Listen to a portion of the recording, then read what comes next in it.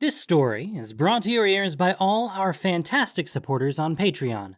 To get in on the action yourself with bloopers, extras, and the occasional early story, join us at patreon.com/voiceofallmtg. We'd like to thank our newest patrons, Justin Dieters, Addy DC, and Pyrolos, for already donating. For more stories or just a chat, visit voiceofallmtg.com. And now, Voice of All presents The Gathering Storm, Chapter 7, by Django Wexler. The extensive catacombs of Orzhova were sealed off from the rest of the Undercity, well isolated by both magic and masonry. The same could not be said for the rest of the building, however. Where there was plumbing, there were sewers. And where there were sewers, there was a way in for the swarm. They walked in single file down a narrow corridor of ancient, crumbling brick. Thankfully, the sewage itself was contained in a corroded metal pipe at the bottom of the passage, so there was no need to wade through noxious waste. These tunnels had been built for maintenance of the pipes, then closed off by the surface dwellers and just as quickly broken into by the swarm, which was in the habit of making use of things that others discarded. This way. Vraska kept ahead of Ral and the lantern he carried, her yellow eyes perfectly comfortable in the total darkness. One more bend. She paused at a corner, seeing tightly packed bodies ahead. This is it. Ugh, what stinks? Our reinforcements. She gave a tight smile. There was a small room here, linked to several other tunnels, where a tangle of piping came together. All those tunnels were packed with walking corpses, decaying bodies already blossoming with new life in the form of fungal blooms and wild, multicolored growths. Even standing still, they rustled, small scavengers nesting inside them, restlessly chewing on their hosts. Now and then, a limb detached with a wet pop and fell to the ground. Vraska had promised to help with this scheme, but she had no intention of spending Golgari lives if she didn't have to. Golgari dead, on the other hand, were another matter. Rot zombies were fleeting creatures anyway, constantly consumed by decay and replaced by the next crop of corpses. It would do the underworld no harm if a few hundred of them fell here, dirtying the Orzhov's pretty marble floors. Among the crowd of zombies were a few larger beasts. The crawl had driven some of their unintelligent insect brethren to join the assault, spiders and beetles the size of horses.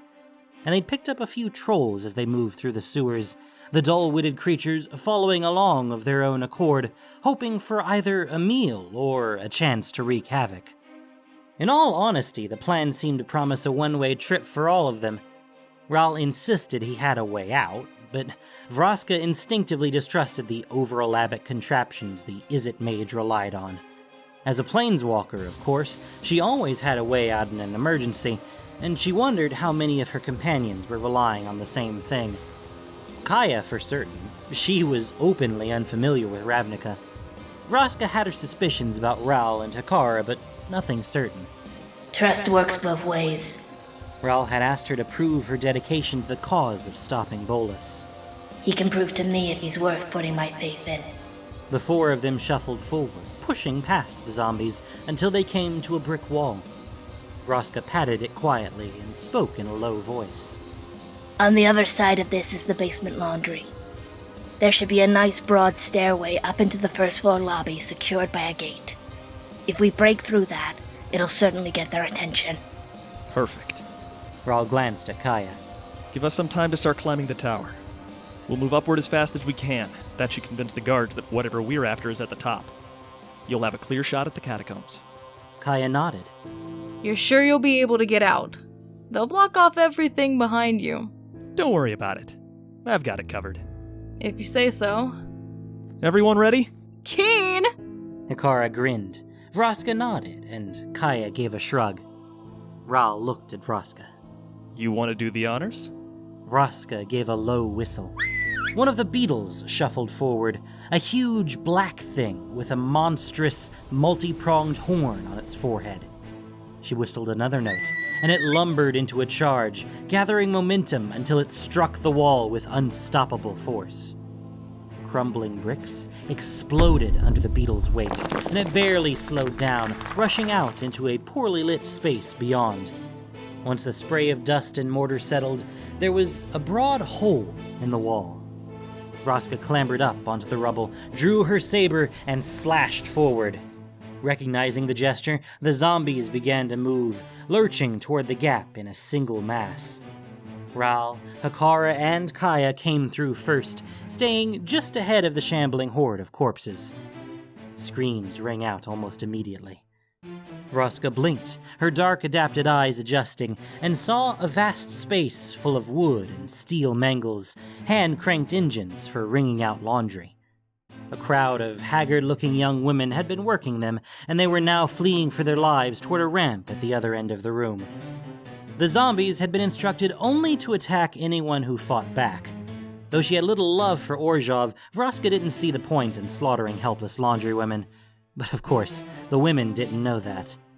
Vraska whistled for the beetle to follow her and took off for the steps at a jog, Ral and Hikara close behind. Kaya had already vanished. Good luck. I hope this works. The ramp led up to the first floor of the cathedral. The washerwomen had easily outpaced the zombies and had closed a steel gate behind themselves, which blocked off the arched doorway. With another whistle, Vraska sent the stag beetle into a run, and it slammed horn first into the metal bars. With a shriek like a stooping demon, steel bent and gave way, and the monstrous insect skidded across a smooth marble floor in a shower of sparks. The lobby of the cathedral was typical Orzhov, all polished and over-ornamented. One wall, where smaller passages led into the hall of worship, was covered with gilded icons of the Orzhov church. Another was lined with small, barred windows, where tellers listened to cues of supplicants begging for loans and mercy. A broad marble staircase led upward to the second floor. The arrival of the beetle caused shouts of alarm. The zombies, a few moments behind it, started a general scramble for the exits among the parishioners and supplicants. There was a squad of guards at the main doors, and another in front of the stairs, along with a few scattered throughout the room. Vraska pointed to Ral, and then to one squad, and he gave a quick nod and headed in that direction with Hikara. Vraska went for the others, zombies breaking into a loping run behind her. She had to give them credit for courage, at least.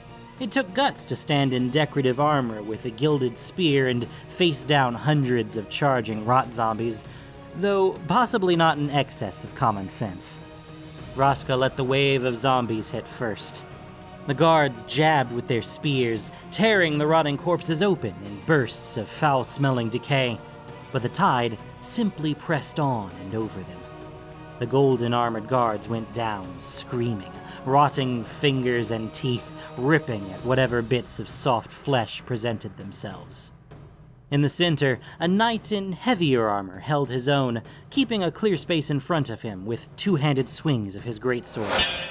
Vraska went straight for him, waiting until he'd finished one of his horizontal swipes before she closed. Her saber connected with his mailed gauntlets, not penetrating the armor, but knocking him off balance. Before he could recover, she hooked her free hand into his visor and dragged his head down to meet the golden light pouring from her eyes. He went stiff, flesh hardening to stone inside his dark armor, and she spun past him and away. On her left, a burst of actinic light and a rolling burst of thunder announced the demise of the second squad of guards. She saw Hikara leap atop a guardsman, cackling and shoving one of her razors sideways through his throat. More guards were trying to barricade the doors to the main hall, while the zombies threw themselves into the gap. 3 big trolls had arrived, blinking stupidly in the glow of thousands of candles. Vraska gestured to them and added a whistle for the insects. Upstairs. She reunited with Ral and Hikara by the steps and led her horde upward. Ral's hands blazed with coruscating lightning, the strange cylinder on his back flashing bright light and emitting a rising whine. Another dozen guards had formed a defensive line on the next landing, and the Izzet mage gave Vraska a businesslike nod. Hikara's razors sprouted from two of the guardsmen's eyes, and then Ral and Vraska barreled into them. The battle quickly dissolved into fragments for Vraska.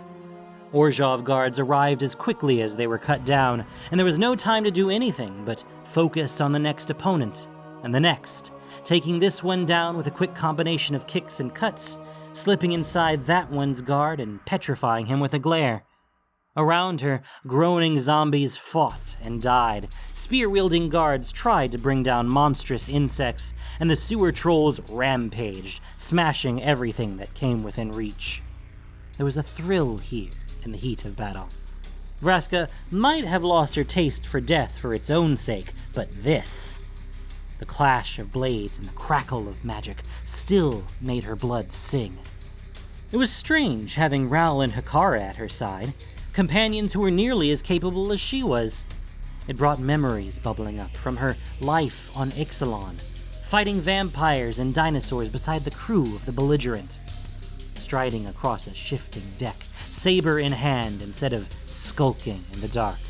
Get to the next floor! We have to keep moving! We're running out of zombies. This floor was still packed with them, but the flow up the stairs had slowed to a trickle.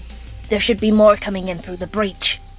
A low moan echoed down the marble hall. Something bounded up the steps from the first floor, a twisted creature running on 4 legs, but grotesquely human-like in appearance.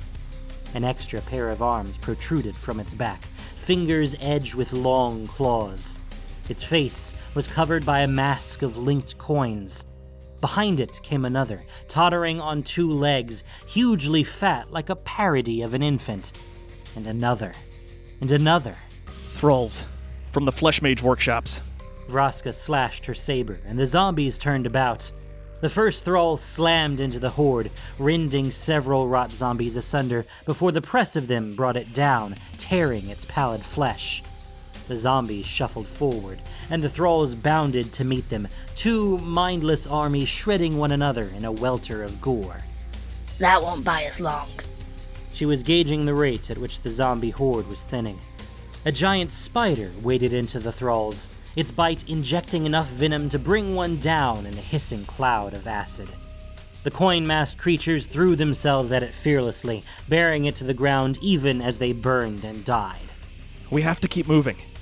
Kaya's got her distraction. Now all we gotta do is get out of here, and my ticket for that is only going to work if we're at least a few more floors up. Then move it, mates! Hikara was grinning madly, her face spattered with blood. What are we hanging around here for? The fight's that away.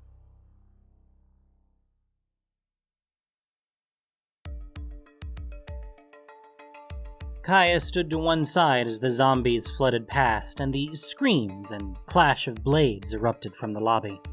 There seemed to be no end to the shuffling, rotting things. They poured out of the sewer tunnels and through the breach in a steady stream, following Ral and the others up the stairs or piling up in a crowd at the barricade doors to the sanctuary. As distractions went, Kaya had to admit, it was a pretty good one, though she had no idea how Ral planned to escape. Leave that to him. I have my own problems. She phased through the crowd of zombies, emerging cautiously into the lobby, and found the locked door that led to the catacomb stairs. Sure enough, the guards on the outside were gone. So far, so good.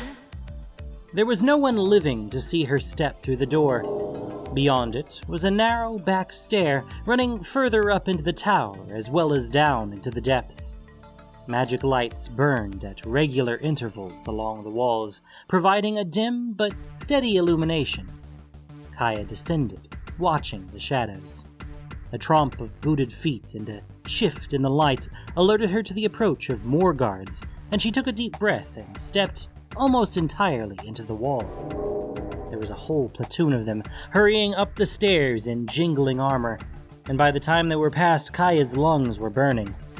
She gasped for breath when she emerged, and gave them time to get a few more turns up the spiral before she started downward again. The stair went on and on, winding its way downward, with landings leading off every few turns. These were the vaults of the great banker priests, and Kaya's palms itched at the thought of what might be waiting behind those doors. Gold, magic, and secrets, no doubt.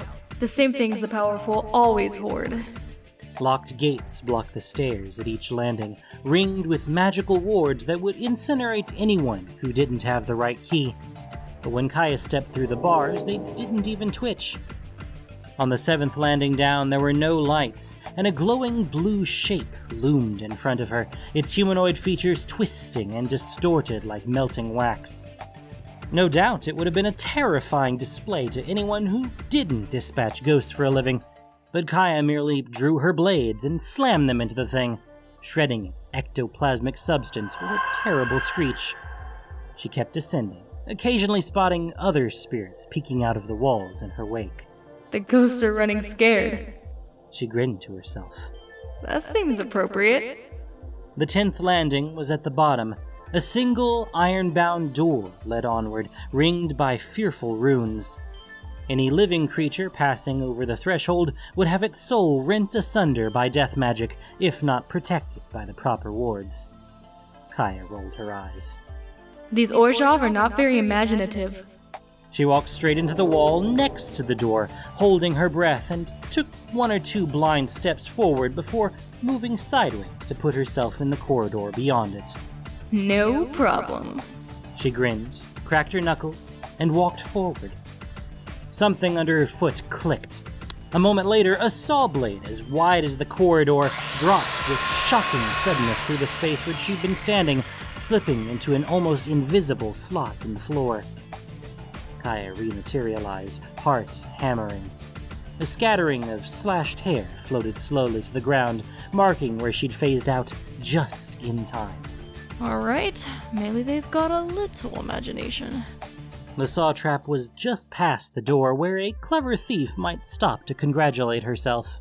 Stay focused, Kaya. She evaded another 4 pressure plates before she reached the next door, this one just as stout with no sorceress protections.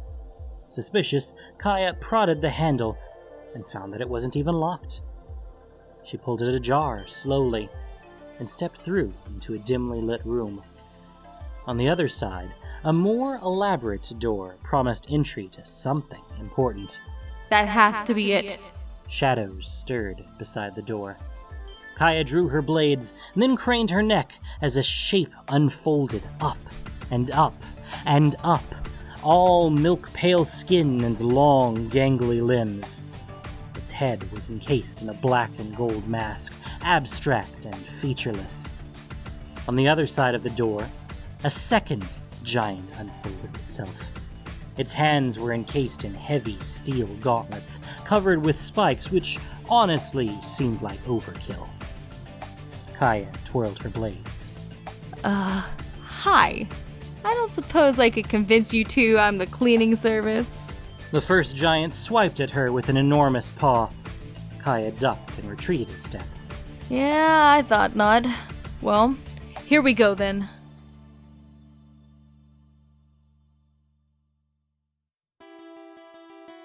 Ral, Hakara, and Vraska moved up through the tower, Orzhov guards ahead of them, and a rapidly disintegrating pack of zombies behind.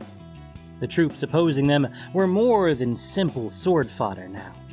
Whoever was directing the defense had finally started taking them seriously, which Ral found at least a little bit gratifying. Unfortunately, it also seemed likely to get them killed. The last of the trolls charged, bearing an armored Orzhov knight down the corridor with a clatter and bowling over spear-wielding guards. Ral and the others followed in its wake to the next intersection, where more guards assailed them from either side. Ral and Vraska fell into a now familiar pattern, fighting back-to-back for the brief, brutal seconds it took to dispatch the soldiers, while Hakara hurled her razors over their heads at more distant targets.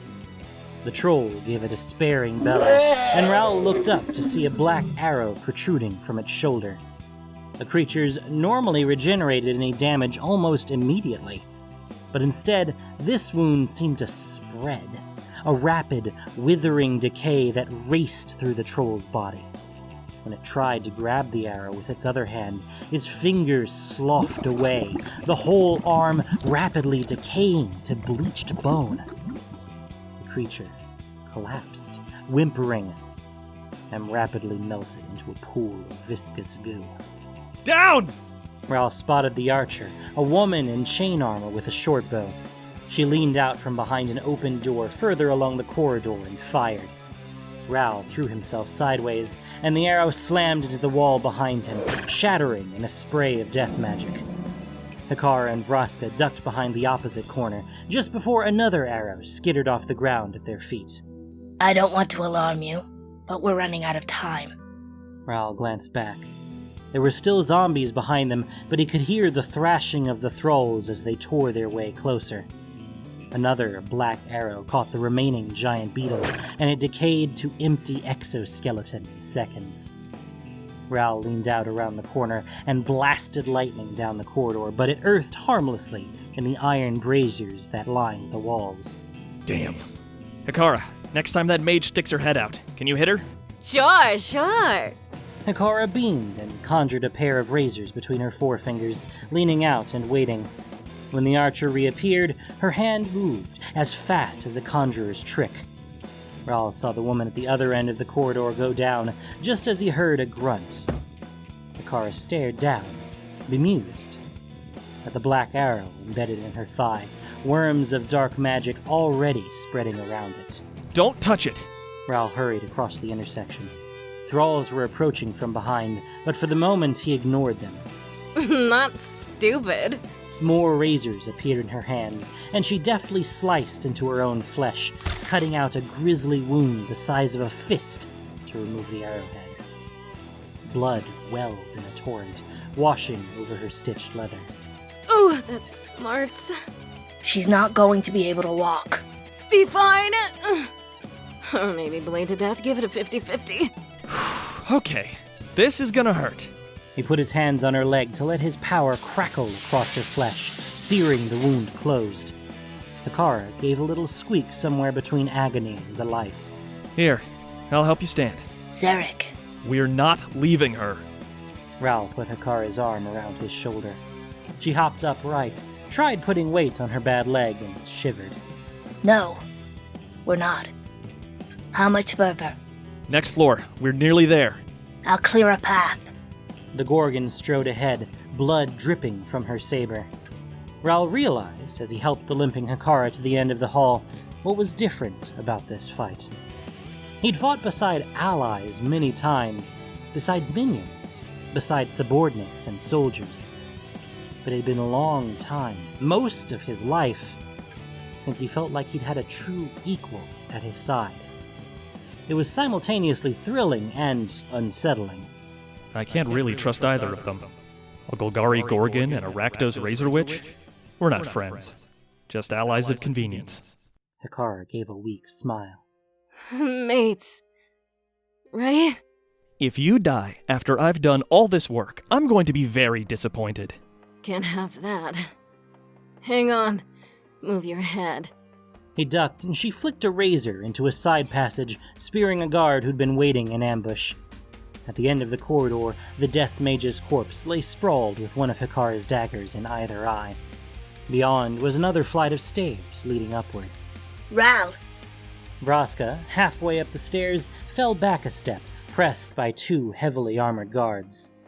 Ral raised his hand, and lightning leapt to the two men, connecting all three of them for a moment with strobing arcs.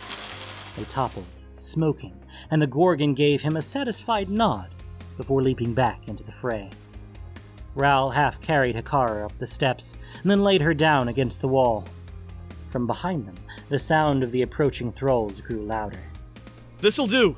Vraska was busy fencing with a black-robed priest wielding twin daggers with preternatural speed. I damn well hope so. She slashed, and the priest backed away. Her eyes were alight with a deadly golden glow. Whatever you're doing, now's the time to do it. Buy me 60 seconds! Easier said than done. She leaned back into her attack. Another knight came at her, and she slammed her forehead against his helm in a vicious headbutt, and then looked into his eyes with a blast of power. As he solidified into stone, she turned back to the priest, parrying desperately. Ral's mind was elsewhere. His accumulator was nearly exhausted, but there was power all around the cathedral, a storm that had been raging for hours. He could feel the bolts of lightning arcing from cloud to cloud, or earthing themselves on the buildings of the 10th District skyline. His mind reached out, drawing them inward, knitting them together. Ral, everything keen? Only these thralls are gonna eat us. You might want to stand back. The lightning bolt was a monster. A half-dozen strokes rolled together into one, slamming down through the clouds like the hammer of an angry god. The stone wall of the cathedral shattered beneath its power, blowing apart into chunks of red-hot stone that rained down on the grounds below. The electricity flowed into Ral, a flood of power coursing through him like he'd drunk gallons of molten metal. Sparks strobed across his body, crackling through his hair and arcing to the walls every time he moved. He raised one hand, and a bolt of white-hot plasma slammed into the agile priest, blasting him against the opposite wall with a crunch. Turning in the other direction, Ral waved a hand, and the crowd of charging thralls collapsed into a twitching, shrieking mass with a crackle of power and a smell of roasting meat. The wave of power flowed past them, arcing from one body to the next, down the corridor, and out of sight. Impressive. But there'll be more. The power coursing through Ral's body gave his voice a slight buzz. I know, but we are leaving. How? He indicated the hole the bolt had blown in the wall. Vraska looked dubious. That's a long drop. There was a droning buzz, like 100 million houseflies moving in perfect unison. Something large and black shifted against the whirling clouds outside. Ral grinned, tiny sparks arcing across his teeth. Who said anything about a drop?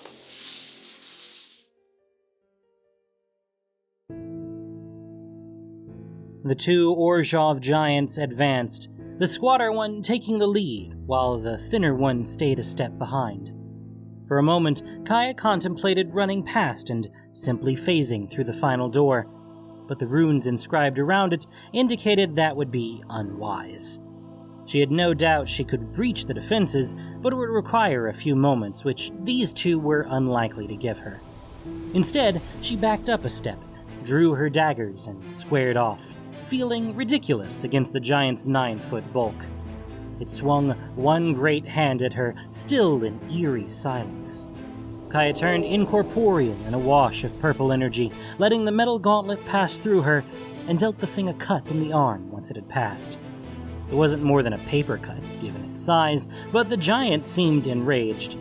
Its other arm came around, and again Kaya let it pass through harmlessly. Furious, the giant pulled forward, arms spread wide to catch her in a bear hug. Kaya surged forward, planting both daggers in the giant's chest. They weren't long enough to do real damage there, unfortunately, and the creature wrapped its arms around her, trapping her against it with an oof of expelled air. Kaya grit her teeth as it lifted her up to its cyclopean face mask, tilting her as though to examine this strange prey. Just a little closer, Ugly. Take a good look. The giant obliged. Kaya's arms were pinned at her side, but she let them fade into incorporeality for a moment, slipping out through the giant's gauntleted fingers.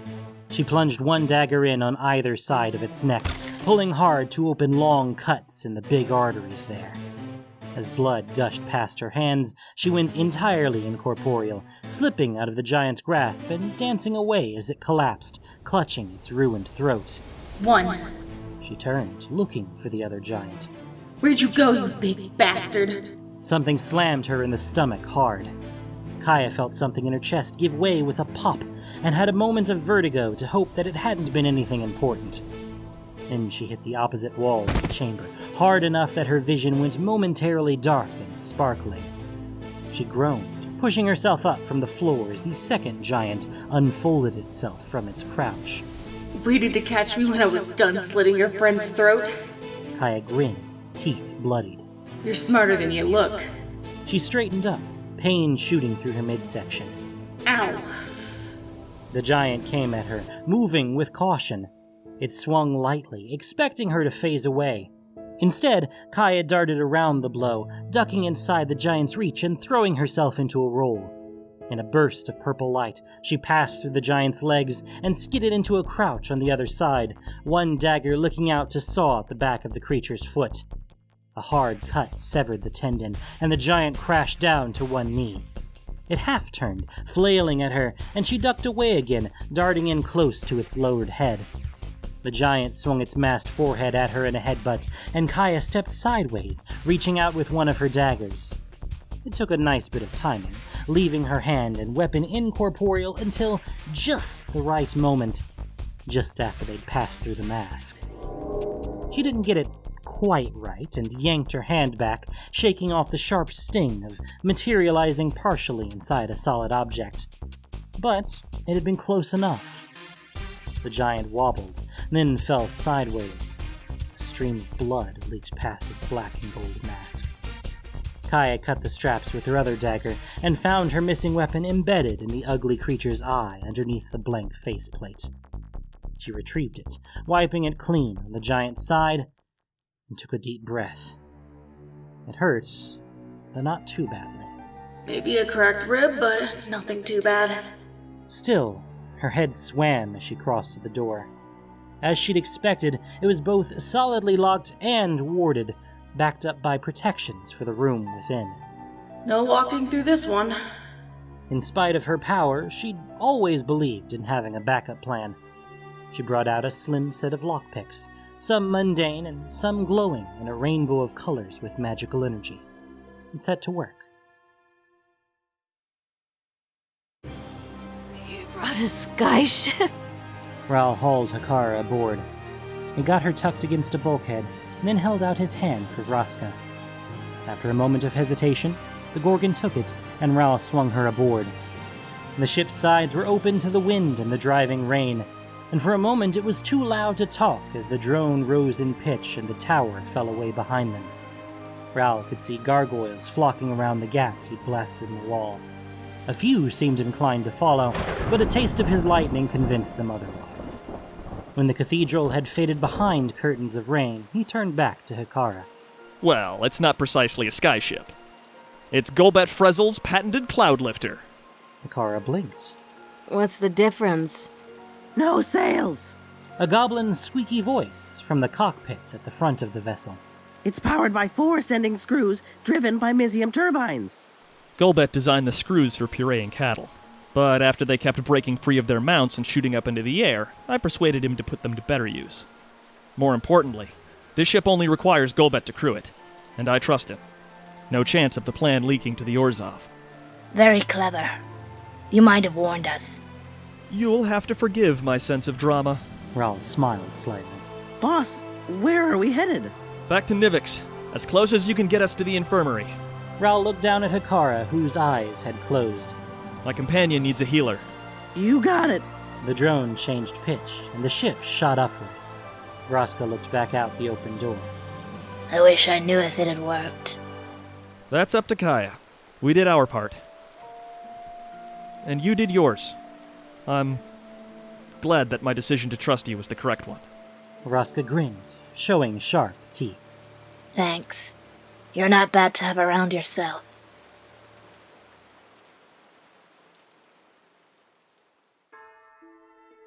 The lock tripped with a sharp click. Kaya held her breath for a moment, but nothing catastrophic happened, which meant that she'd disarmed the wards as well. She straightened up, wincing with pain, and stowed her picks. Here goes nothing. The door opened smoothly on well-oiled hinges. Inside was a single hexagonal chamber lit by dim magical lights. The glow was reflected back in the buttery gleam of gold. By all the gods. Riches filled the small chamber. There were drifts of coins, gold and silver stacked in piles or scattered carelessly on the floor. Suits of gilded armor, jewel-encrusted weapons, rings and necklaces and torques, each more precious than the last.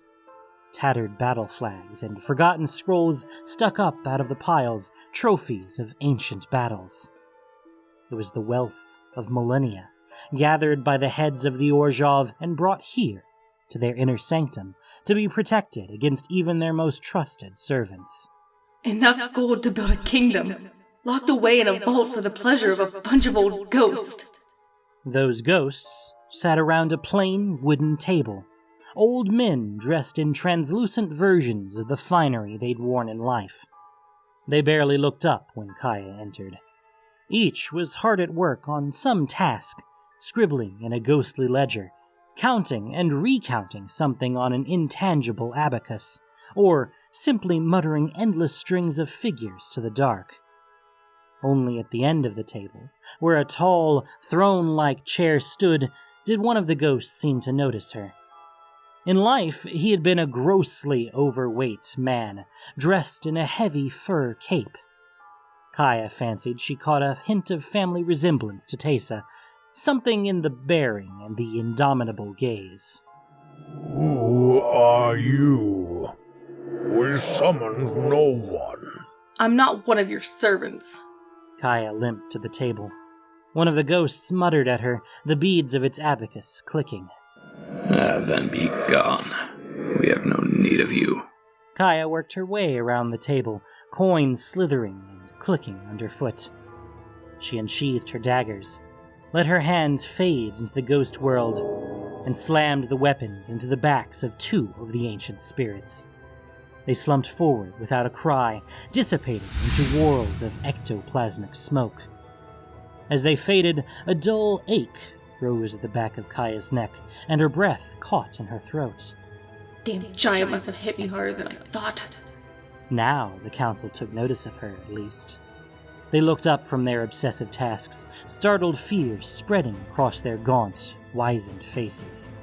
The closest, a fat man with a shaggy beard, stumbled in his efforts to get away from her, babbling incoherently. She slashed his throat in a spray of ectoplasm. Behind him, a tall, austere man scrabbled desperately to gather coins from the table, his incorporeal fingers unable to touch the metal. Kaya cut him down and moved on. Please wait! What do you want? We can pay. Name your price. She paid them no mind. Kaya didn't like ghosts, obviously, and, as a rule, she wasn't fond of priests and definitely not of bankers. A room full of ancient ghouls who were all three at once was practically delicious, especially with the evidence of broken lives sacrificed to their endless greed all around her. Another pair of spirits died. The ache in Kaya's head grew stronger, and the air in the room felt close, as though she couldn't get a decent breath. Something's wrong. She blinked, trying to clear her eyes. Only a few ghosts remained. Nearly there. Kaya was breathing hard. She felt as though something were constricting inside her, pulling tighter with each ancient spirit she slaughtered. Only the one on the throne remained, Grandfather Karlov himself, glaring at her with urgent malevolence. My granddaughter put you up to this, didn't she?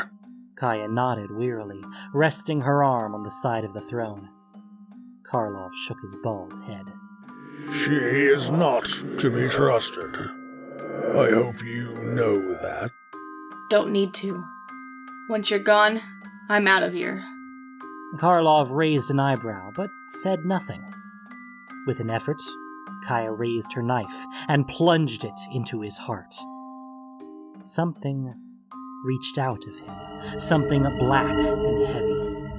It streamed through the blade, up Kaya's arm and into her chest, coiling inside her. As Karlov vanished, she fell to her knees, blade dropping from nerveless fingers. Kaya's hands curled into claws, clutching at her chest. What are they doing to me? She toppled against a pile of gold, coins sliding around her. Bit by bit, the world went dark, with the feeling of iron chains tightening around her soul.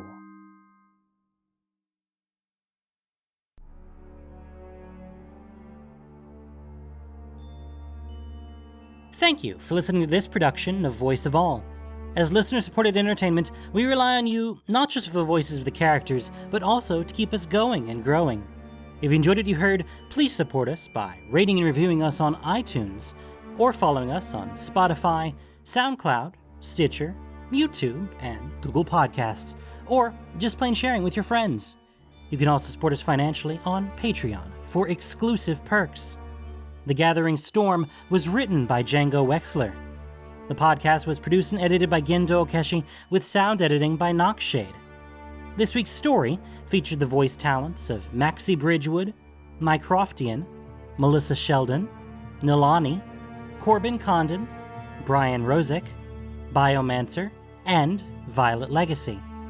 Voice of all is unofficial fan content, permitted under the Wizards of the Coast fan content policy. Magic the Gathering is copyright Wizards of the Coast. Thanks so much for listening, and y'all have a great day.